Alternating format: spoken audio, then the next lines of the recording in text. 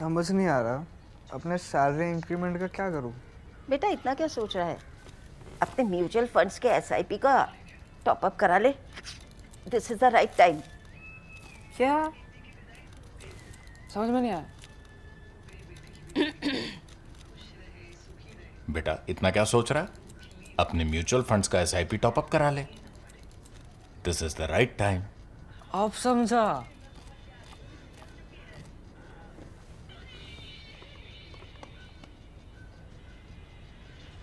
Mutual fund investments are subject to market risks. Read all scheme related documents carefully.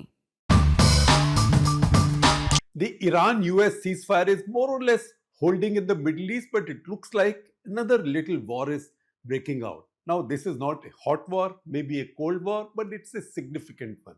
And that's between a client and patron. You can say between two partners or two allies, but it's also a client-patron relationship, which is the US and Saudi Arabia. Over the last 3 days, stories have come out in all of the prominent Western media. The Wall Street Journal, Financial Times, New York Times, everywhere now, not denied anywhere, that on May 3, Trump decided to launch his operation to escort all shipping, merchant shipping out of the Strait of Hormuz. That is something that he called Operation Project Freedom. And he said, forget the Iranians or whatever language he might have used about them. I will now escort all shipping. I mean, the US armed forces will escort all shipping. These are international waters, so we will ensure freedom of navigation through international waters. Iranians will not be allowed to interfere. Once he announced that on May 4, that was the first day of that operation. First day of that operation, and as the Wall Street Journal describes rather dramatically, as hundreds of aircraft and helicopters were about to take off to support this operation, they got word from the Saudi government. Saudi government said, you cannot carry out this operation using your bases in our country. Now, without those bases, Americans could not have carried out this operation effectively, particularly if those bases were withdrawn at the last moment. So what that did was that pretty much killed that idea.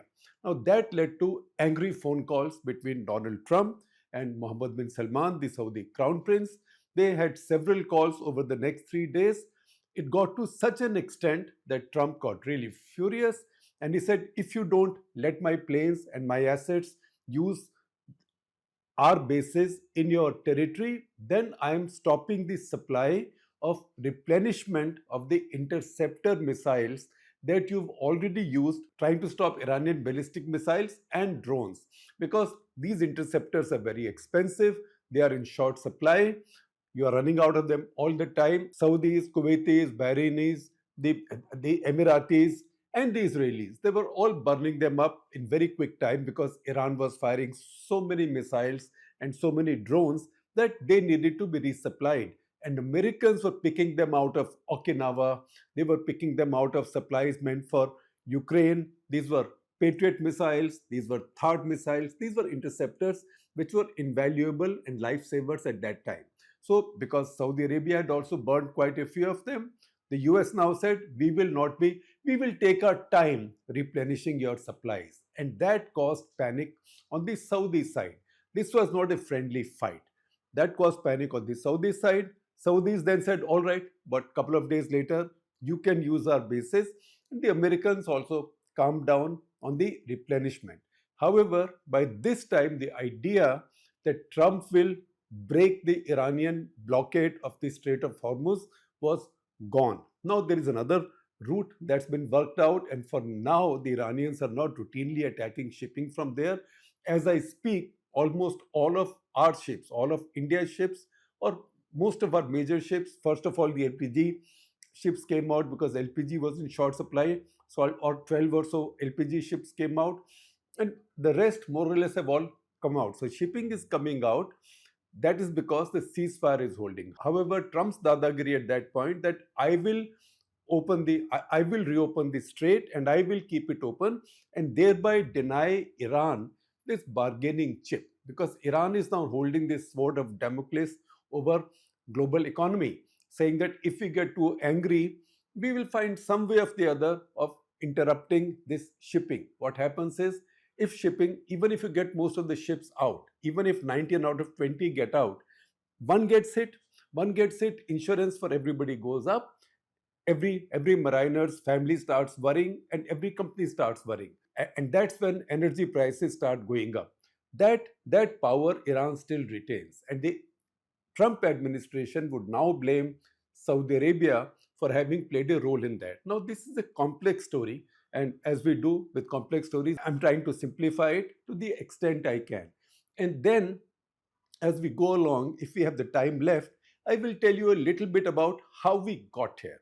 How we got here in the sense of how did the Middle East get here in terms of the nations that the Middle East has, the boundaries that the Middle East has, the solidarity that they've had, at least on the Arab side, all this while, and how that solidarity is strained now, and how the two eyes play such a crucial role, such a critical role. The two eyes opposed to each other, that is Iran and Israel, they play a critical role. And also, after what has happened now, after the experience of this West Asian war, and then this break of trust between Saudi Arabia, the strongest Arab country, the strongest of the GCC countries. How strong it is, I will tell you. Arabia's defense budget for a population of 3.5 crores only. Saudi Arabia's defense budget this year is about $83.2 billion. Last year was also just a little bit less than that. That effectively makes Saudi defense spending about the same as Indian defense spending.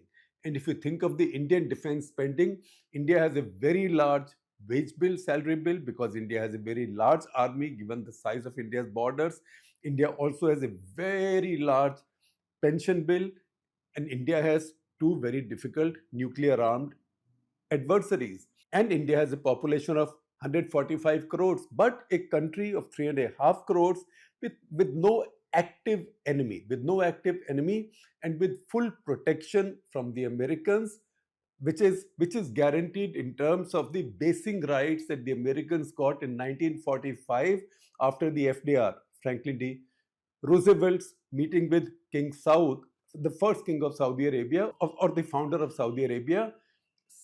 That has been the guarantee for Saudi Arabia's defense, and yet Saudi Arabia has been spending this kind of money on its military forces. And yet, when they got hit a couple of times by Iranian missiles, they lost the will to fight.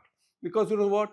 You might have as many missiles, fighter planes, guns, tanks, submarines, whatever, ammunition. You might have all of that to fight, but if you lack one thing, you cannot fight. And that one thing is the will to fight.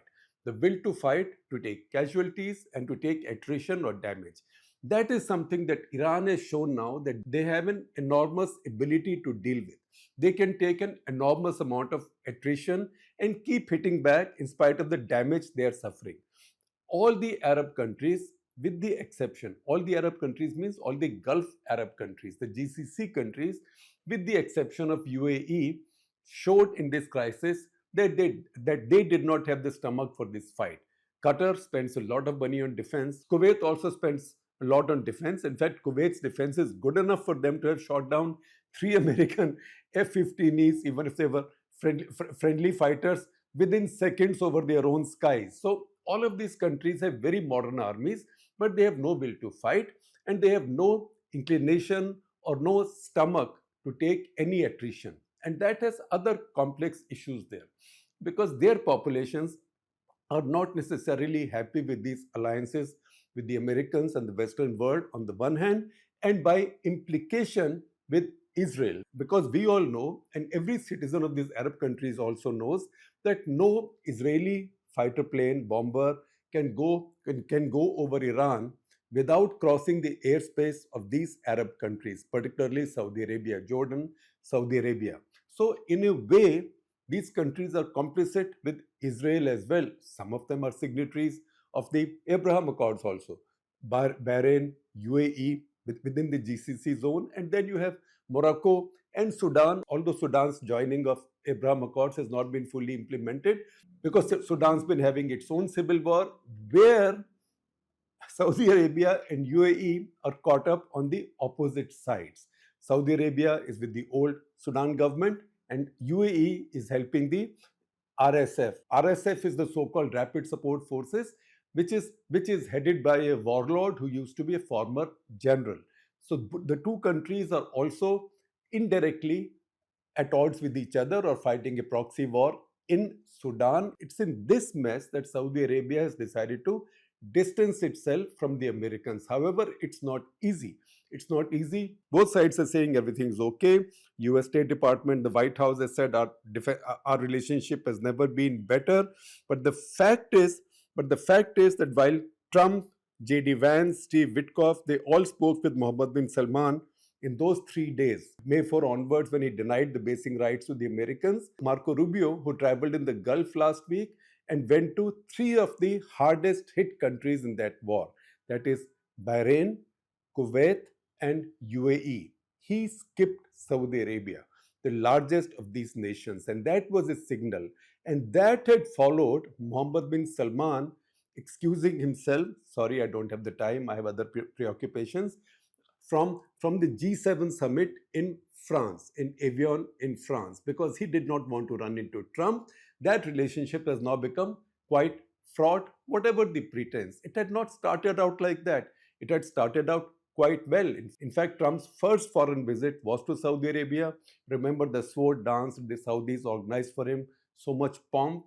Also, Saudi royal family, a fund owned by the Crown Prince Mohammed bin Salman, MBS, invested $2 billion in a company controlled by Jared Kushner, Trump's son-in-law, and also peacemaker and negotiator at large. All of that had gone on all right. And Saudi Arabia had continued being among the largest buyers of American weapons. In fact, until a couple of years back, Saudi Arabia used to be the largest importer of weapons in the world. If it's today not the largest, or maybe the second or the third largest, that's only because it has bought a lot of the capital equipment, heavy systems, and does not need to buy anymore. It's now buying replenishments or buying more ammunition or buying more add-ons. One phase of military buildup is over because capital assets have been bought. If you want to buy 6 squadrons of fighter planes, you buy 6 squadrons of fighter planes or this many missiles. Then you buy what you consume or what you want to accumulate. If you want to keep more war wastage reserves, or what is called as WWRs, Armed Forces love acronyms. Now, what's happened in this case is that the Americans have always known that the Gulf Arabs depend on them for security. That however much they might buy for their armed forces, because they don't have the willingness to fight, nor enough people to fight. Saudi Arabia may have 3.5 crore people, which is not a lot. Iran is about 9.2. UAE, which showed the most fight in this case, is just 1.3 million, 13 lakh, 13 lakh of its own people. The rest are people like us, the Indians, the Pakistanis, the Filipinos, the Bangladeshis, the expatriates who work there and who made it their temporary home. They are not citizens, they cannot, and they are not about to join the UAE army to fight for them. Nor would the expatriates do this in Qatar, which is just over 3 million people, or other countries that have small populations. Iran itself has about 1.5 times the population of all the GCC countries put together. Iran has also had an experience of fighting. They fought a very bloody war over 8 years with Iraq. It's a revolutionary government there.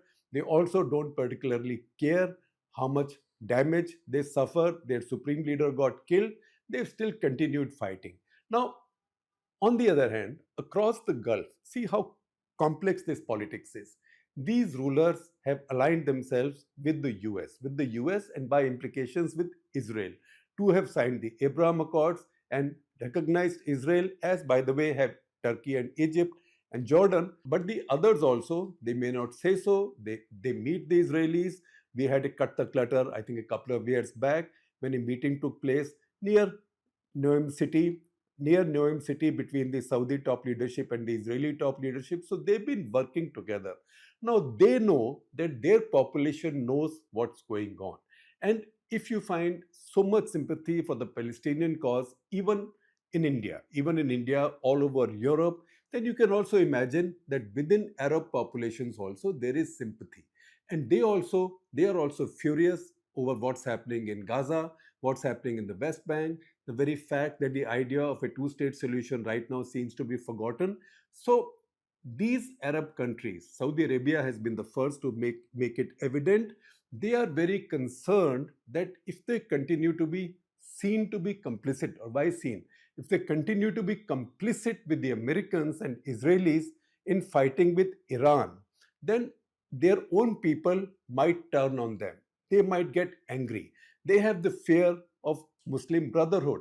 If there's anything that these rulers are afraid of, that is Muslim Brotherhood, which is all Muslims coming together under the umbrella of Islam and saying, who are these guys ruling us? These are illegitimate rulers. And that might spark off another Arab Spring kind of process. That is what they are most afraid of.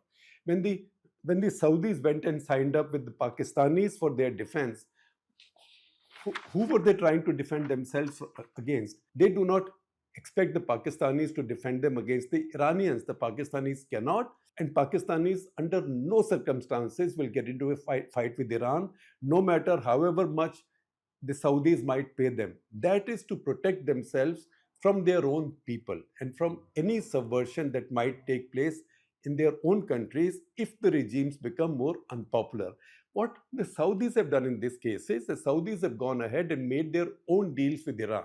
Their own deals with Iran to say that, look, we are talking to the Americans, they are on one side, we are not in the fight with the Americans and Israelis against you. We live in the same neighborhood. Let's find a modus vivendi, peace with each other. You don't bother us, we don't bother you. You want a little bit of money, I will come and invest you. I will come and invest in your country. I will free up your resources. It is like paying protection money. So what the Saudi Arabians are doing right now with the Iranians is paying protection money. So the principle being that, look, this is a bully in your neighborhood. You don't have the ability or the willingness to fight that bully. The patron who you had trusted to keep that bully off your backs, that patron one cannot guarantee that in the process you will not suffer some damage. And second, that patron is also not very consistent. In fact, the patron can vacillate. The patron's management of the war has been chaotic. One Truth Social post comes, says, I'm going to war. Next one says, I'm not going to war. Third one says, you will cease to exist. Fourth one says, you've reformed. You and I will have a great peace deal. So all of that the Saudis worry about, and they believe that the Americans, or Trump in particular, does not have sound judgment. And this distrust goes back to Trump 1. It was under Trump 1, during his first presidency in 2019, that Iranian proxies, maybe Houthis, drones and missiles struck Saudi oil fields on 14 September 2019. Saudis would have then expected the Americans to come to their defense and retaliate against the Iranians. But the Americans did not do that. So that distrust goes back that far. Then again, in the current situation, we know what happened in March. In March, while talking at a business conference in Miami, Trump was holding forth and he said something like, Mohammed bin Salman had ended up, quote unquote, kissing my ass. And he said he would have thought that he's dealing with another American president that was a loser, but he ended up kissing my ass. Now, this is Arab culture, and these are royals. Their whole authority is about pomp and form. Pomp and form is their substance. If they get insulted like this or slighted like this by their main patron, they are deeply aware of the implications this might have in their public opinion. And they are not about to check their public opinion. They are not about to hold an election. It's not as if there'll be an election tomorrow and people can vent by changing the government, because peaceful changes of government cannot take place in these countries. Dictators or dictatorial regimes, no matter where their power comes from, they are much more conscious of their ego, their supposed or visible self-respect and its symbols. These are among the many reasons why Saudis seem to have got tired and given up. So they concluded it's better to buy peace in the neighborhood, maybe pay the bully or even suck up to the bully a little bit, than to do this or kiss the ass of a very distant patron who is moody. Sometimes he's there, sometimes he's not there. So in the New York Times story, I have a quote from Hussein Ibish. Hussein Ibish is a scholar at Arab Gulf States Institute in Washington, D.C., and I'm reading the full quote for you from the New York Times. He says, and I quote, "We start a big fight, then get bored and walk away."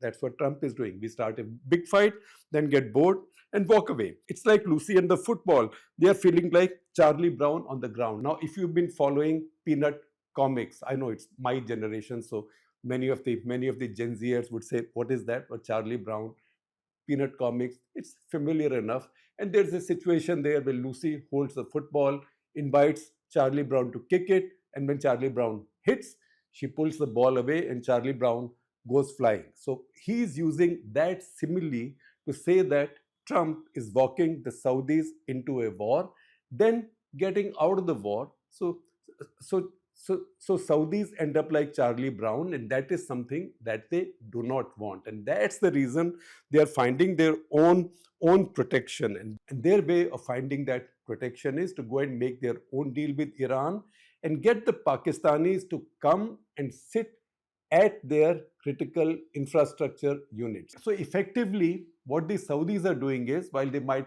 keep on buying weapons from America, investing in Trump's son-in-law's company or Steve Witkoff's son's company, etc., at the same time, they are also directly and indirectly paying protection money to Iran and also to Pakistan. In the case of the first, Iran, it's a bit like paying what in Calcutta would be called the Pada Mastan, the local tough or bully. In Mumbai, it will be like the local or the reigning underworld king. Now, that is not to protect these from Iranian attacks, but that's also to tell the Iranians that, look, we've done this deal with you through the Pakistanis.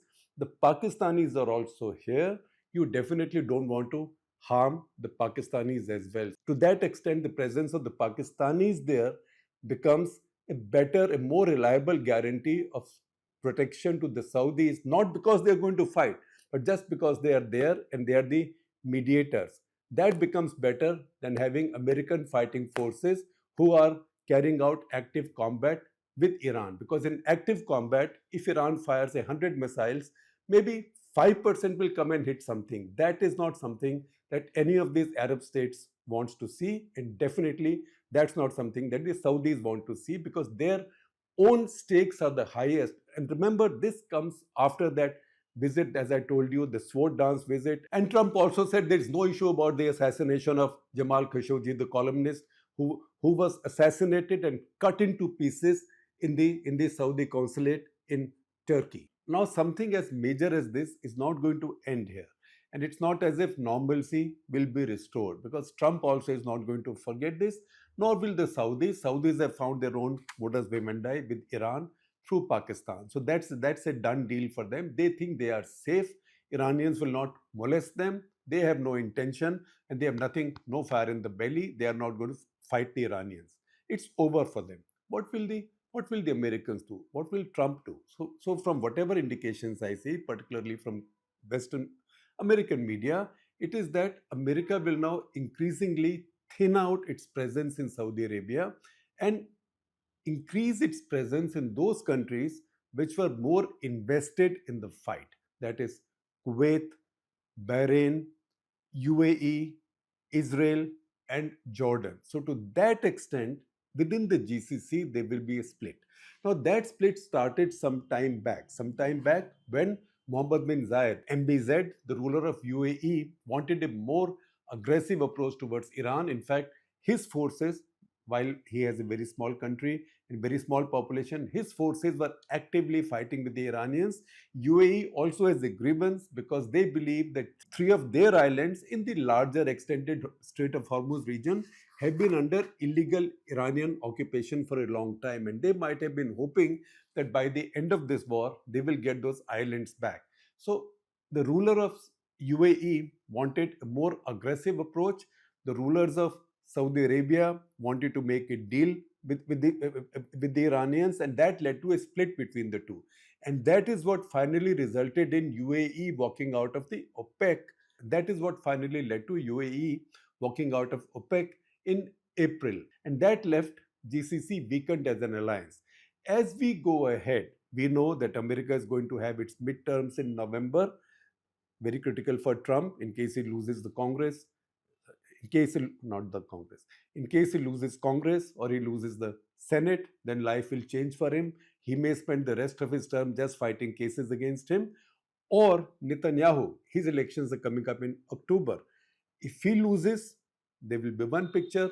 If it doesn't lose, there will be another. However, you can be sure that even if he loses, his successor will not have a softer view of Iran.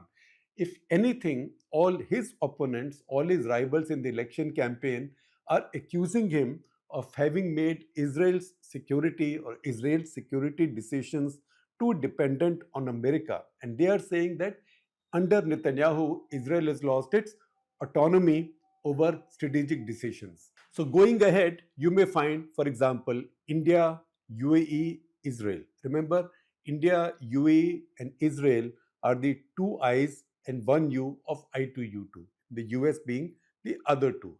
You can see these four countries working more closely together across the Middle East.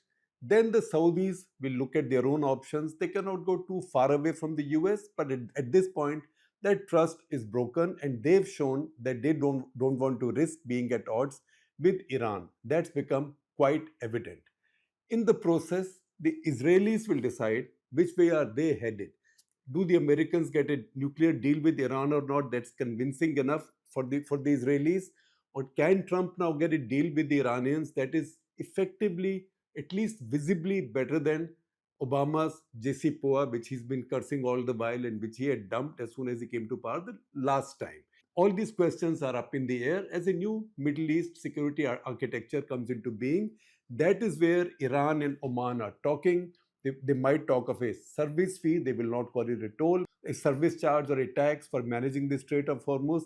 It's unlikely that the world opinion will accept it, but all of these things will now go on, and the chances are that the Iranians, now that they've got the ceasefire and they've seen quite clearly that Trump has no intention, unless he's forced, he has no intention of coming back to war, at least to a full-fledged war. He might carry a few punitive campaigns, but not a full-fledged war.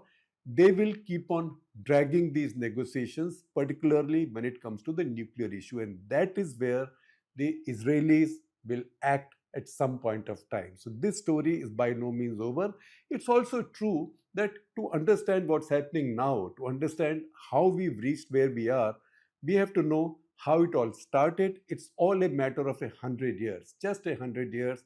1926 is when Saudi Arabia in a way was founded, or the House of Saud or King Saud took over Saudi Arabia, or he was declared the king of Saudi Arabia, of the region then, or part of the region then at the Grand Mosque of Mecca. That evolution is fascinating because this is the region that's been the locus of global instability, if not for 100 years, then I would say for the first 10 of those 100 years, and after that give it a 20-year break, and then for the remaining 70 years. To understand this, we have to figure out how these countries came into being, where did they come from, how did these colonial possessions became new nations, what kind of nationalism evolved there, and all of these. That is, if you really stretch this and add Turkey and Yemen and Iraq, countries which are not currently at war with their neighbors. Maybe Yemen is at war within itself, but if you add them all up, it is just about 50 crore people. That is if you include Egypt and maybe on the outside Turkey as well.